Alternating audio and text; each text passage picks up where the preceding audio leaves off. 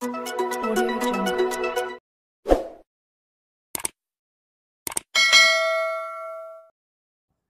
Terima kasih kerana sudah menonton channel saya Bantuan-Bantuan Kerajaan. Sebelum itu, jangan lupa tekan butang share, like dan subscribe untuk lebih banyak info yang akan saya kongsikan. Berita gembira kepada semua penjawat awam. Pelarasan gaji Fasa 2 di bawah Sistem Saraan Perkhidmatan Awam SSPA bakal dilaksanakan pada Januari 2026. Penjawat awam yang memilih sistem itu bakal menerima pelarasan gaji tersebut dengan kenaikan dikira berdasarkan gaji akhir 31 Disember 2025.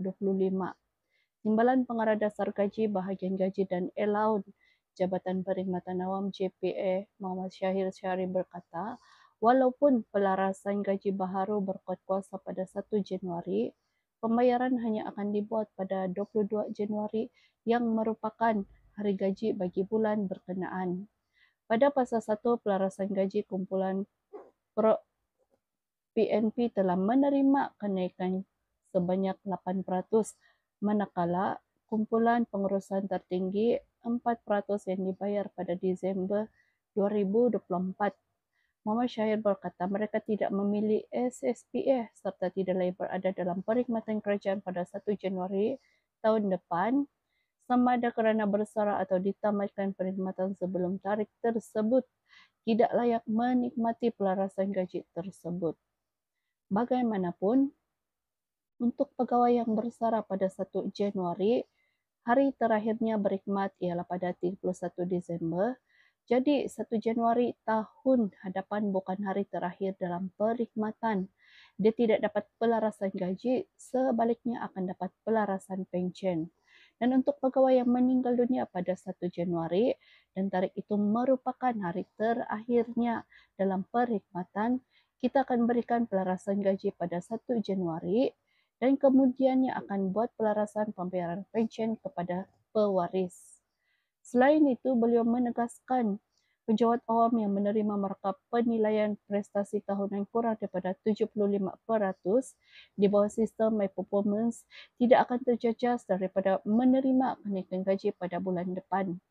Syarat utama untuk menerima pelarasan gaji Fasa 2 ialah penjawat awam mestilah memilih skim SSPA dan berada dalam perkhidmatan awam pada 31 Disember tahun ini dan 1 Januari 2026.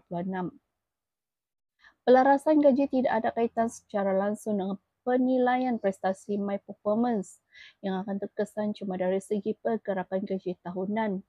Markah minimum yang perlu dicapai untuk pergerakan gaji tahunan ialah 75%. Jadi penjawat awam pastikanlah untuk mendapatkan 75% bagi penilaian prestasi di bawah My Performance.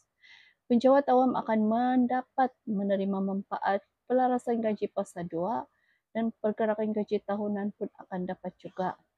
Beliau turut menasihatkan penjawat awam untuk merujuk sumber sahih seperti jabatan masing-masing atau JPA bagi mendapatkan maklumat tepat selain turut mengingatkan kaki tangan awam agar meningkatkan prestasi dan mempamerkan kecakapan hasil kerja lebih baik berbanding sebelum ini.